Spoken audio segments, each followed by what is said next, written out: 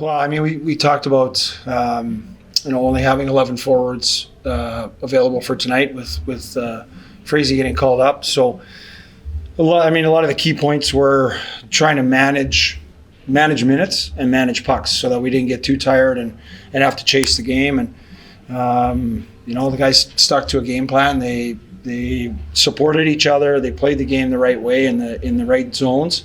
They made good puck decisions. They made good decisions on the back check.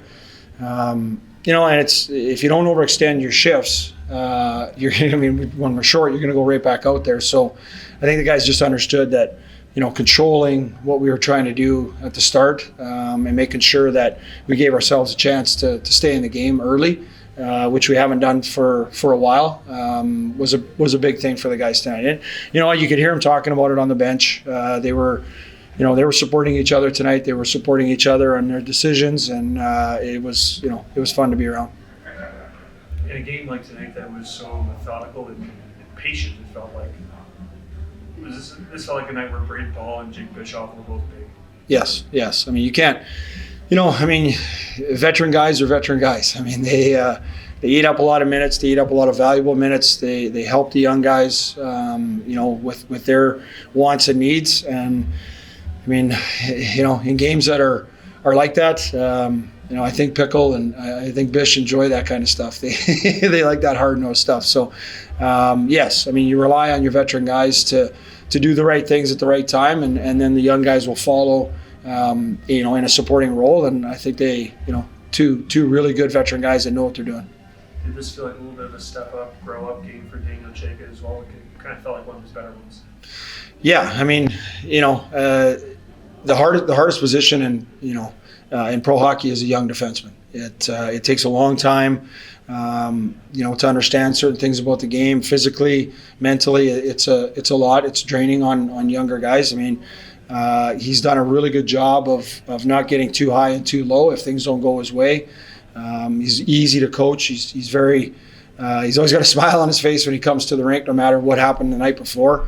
And you know what? I mean, he's playing with a good veteran guy, and both Braden and Bish have been very good at mentoring him along the way, and it's showing in his game. Now, the hard part for a young defenseman is making sure that the preparation and the consistency stays there throughout the year, and again, not get too high and too low, and make sure you're working hard.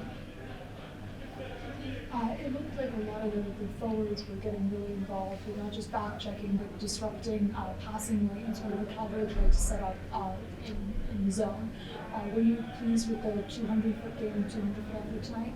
I was. Again, they made really good decisions with the puck, and then they made good decisions when they didn't have the puck, and that's a big part of the game when you're playing against a team, like Calgary, that's fast and can move the puck really well. It's just a matter of positioning and making sure we're not giving up, situations where we're getting outmanned. And I thought our guys did a really good job of controlling certain situations. Again, you get 22 or 23 shifts in a game. You just kind of gotta, you play the game the right way, you're going to get your opportunities. And I think our guys realized that once they kind of had more puck possession down low. Coach, last game, Coach Heward was talking about he would like to see you guys actually protect the lead for a change. You guys got to do that, so that would feel nice to actually get out in front and then be able just to hold on and instead of having to chase the game. Yeah, I mean, it's obviously we've had a lot of games this year that have been 1-goal games that just kind of slip away from us. But our guys, again, they were focused on the bench. They were talking through certain situations. They knew what was going on in the game. They knew what they had to do at certain times.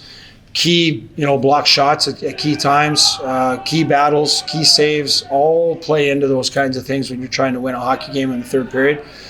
Got a little tight when we got the penalty and had to kill one at the 5-minute mark. But our guys, again, they battled through stuff. And if you're going to win games, there's a lot of times you need a little bit of puck luck. You need a bounce to go here and there off a shin pad, and we got those tonight. They were getting deflected into corners, and we were just working hard enough all the time to make sure that we weren't chasing the game, and it paid off for us. And this is an example of if you guys really put your mind to it and play your game, you can beat anybody. I mean, you would play Coachella Valley tough this year, and those were all close games. Now you come in the second place team comes in here and you beat them tonight. So that's got to feel that you know you can play your game, you can beat anybody. Yeah, I mean, you try to build off of momentum and good situations, and you know, I mean, I went through it as a young player. Your understanding of the game, your first couple of years pro is not the same as when you're, you know, an older veteran or a guy that's in, you know, mid part of his career. So I think the younger guys and the guys, you know, that have only been here for a couple of years, you know, they're starting to realize that this, you know, this is a hard league. You know, there's big men in this league, and you've got to play. You know, it can't always be a finesse game. It's got to be, you know, hard skill. It's got to be situations where you're digging in and playing good defensive hockey to get those opportunities to win hockey games and play offense. And when we've done that, we've won hockey games. When we've gotten away from that, you know, we struggle, and teams can kind of just get away with doing whatever they want. But I think once we realize we can manage situations and we can stay in games by working hard and doing the right things, you know, it's all positive and all building for our young guys. Coach, the Calgary Wranglers are the Stockton team, new laundry, and this game felt a lot like most of the games last year against Stockton. Is there something, your system versus their system, that matches up well for you guys? I don't think it's. I mean, the system. You know, you try and execute as best you can, but it comes down to, you know, want and will. You know, wanting to work hard and grind it out with a big heavy team. And again, you know, when guys can figure out that when you play hard and you play the right way and you get in guys' space, you have a chance. And whatever system you put out there, if it's not executed with a little bit of physicality and a little bit of effort at the right time, no hope plays, no trying to score goals at all costs. We realize that, you know, you're going to get opportunities just by playing the right way. But, you know, the grind. I mean, the guys enjoyed the grind tonight, and it was a fun game to be on the bench. I mean, it was back and forth. It was a well-played hockey game on both sides, and yeah, it was fun to be around. Coach, tomorrow's Las Vegas Thunder night. Do you have any suits left in the 90s, 80s? None that fit. The style was a little different back then. So yeah, I still remember one of my first season playing at the Thomas and Mack against them.